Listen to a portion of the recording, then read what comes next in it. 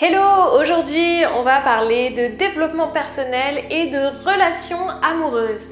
Alors dans cette vidéo, je vais vous expliquer quels sont les bénéfices du développement personnel, quelles sont les choses du développement personnel que vous pouvez amener dans vos relations amoureuses, que vous soyez par exemple encore célibataire et en train de chercher quelqu'un ou que vous soyez déjà dans un couple. Cette vidéo va vous aider à comprendre en quoi le développement personnel va vraiment amener votre relation à un niveau supérieur. Avant de démarrer cette vidéo, consultez mon site internet www.estelle-k.com dans lequel je vous donne plein de conseils pour trouver l'amour, pour trouver exactement la personne qu'il vous faut, surtout si vous êtes quelqu'un de discret, plutôt réservé, comme moi-même d'ailleurs, même si beaucoup de gens me disent que ça ne se voit pas. Et si vous souhaitez aller encore plus loin, retrouvez ma liste privée sur laquelle je partage un peu des petits moments de ma vie et des petites anecdotes essentielles pour vous pour comprendre comment trouver le véritable amour. Alors dans cette vidéo, je vais vous parler de développement personnel. Pour ceux qui ne savent pas ce que c'est et qui aimeraient en savoir plus, quels sont les avantages mais aussi les inconvénients du développement personnel, j'ai fait une autre vidéo que je vous mets tout de suite dans le petit i.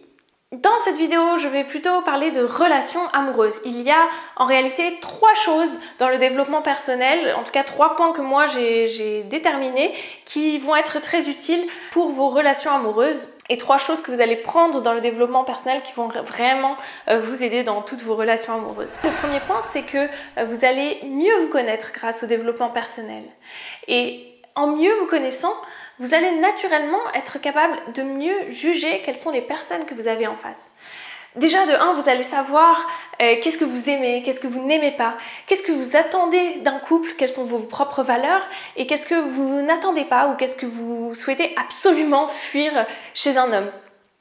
Donc déjà, en mieux vous connaissant, c'est ce que permet le développement personnel, vous êtes capable de déjà dès le début faire une meilleure sélection dans les candidats, on va dire, on n'est pas une télé-réalité, mais faire un meilleur choix. Un choix plus qualitatif dans les personnes que vous rencontrez. Vous allez être capable de juger plus rapidement. Est-ce que c'est quelqu'un avec qui vous pourriez vous projeter éventuellement? Est-ce que c'est quelqu'un avec qui vous avez tout simplement envie d'aller un peu plus loin?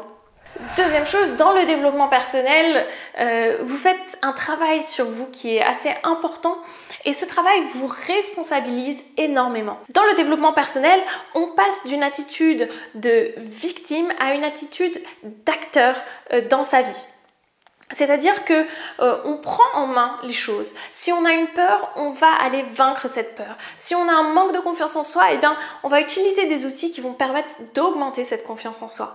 Si on a une certaine timidité, et notamment c'est le cas pour les personnes qui n'osent pas aborder les personnes du sexe opposé, le développement personnel va aussi intervenir dans ce domaine-là pour aider à sortir de sa zone de confort. Il y a cette notion de zone de confort qui est très importante.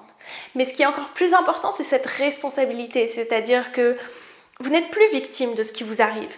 Vous êtes capable de choisir ce que vous voulez devenir, de choisir de devenir cette personne séduisante, cette femme qui a confiance en elle et cette femme qui attire à elle des hommes de qualité et pas des hommes qui veulent juste un plan d'un soir. C'est comme dans les premières phases du flirt finalement. Il est important aussi de ne pas être trop exigeant et c'est ce que font la plupart des gens, surtout maintenant avec les réseaux sociaux et encore plus avec les applications de rencontres. On a tendance à zapper les personnes, à tout de suite passer à d'autres candidats si quelque chose ne va pas. Et en fait là, on va reprendre la responsabilité et se dire que en fait, si on voit quelque chose de négatif chez l'autre personne, si l'autre personne éveille plutôt quelque chose de négatif chez nous, c'est qu'il y a quelque chose à travailler en nous. Et c'est justement cette prise de conscience qu'il y a des choses à travailler en nous avant tout. C'est faire preuve d'une certaine maturité aussi.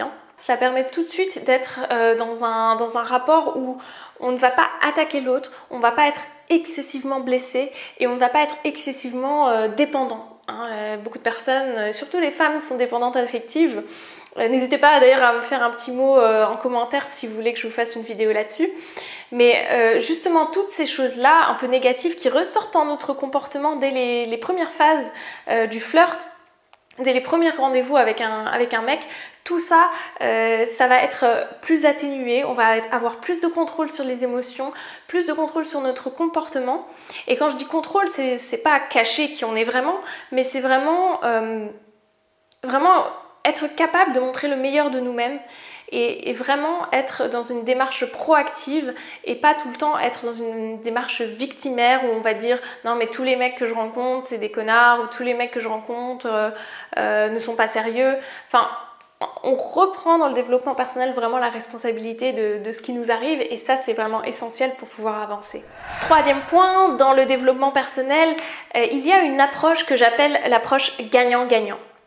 Il faut savoir que quand vous vous mettez en couple, vous avez deux unités qui se mettent ensemble. Vous avez l'unité femme, l'unité homme, ou homme-homme ou femme-femme, peu importe. Et ensemble, vous allez former une troisième unité, qui est l'unité du couple. Et c'est cette phase-là qui est un peu difficile parfois, justement, de s'accorder ensemble, d'être alignés au niveau des valeurs, que les valeurs de la personne 1 et les valeurs de la personne 2 s'alignent avec les valeurs du couple. Et il faut savoir que les personnes qui s'engagent dans une démarche de développement personnel ont déjà une excellente approche puisqu'elles veulent s'améliorer, elles veulent aller vers le bonheur et veulent en permanence progresser. Et donc en arrivant avec cette approche-là dans leur couple, dans cette troisième unité, c'est ce qu'elles vont également insuffler là-dedans et donc projeter le couple, toujours vouloir améliorer le couple, toujours vouloir mieux communiquer, toujours vouloir mieux s'entendre et toujours mieux gérer les conflits. Donc c'est vraiment une approche dans laquelle on se dépasse en permanence, dans laquelle on ne se laisse pas abattre par les conflits, on ne se laisse pas abattre par ses peurs et dans laquelle finalement on ne cesse jamais d'apprendre.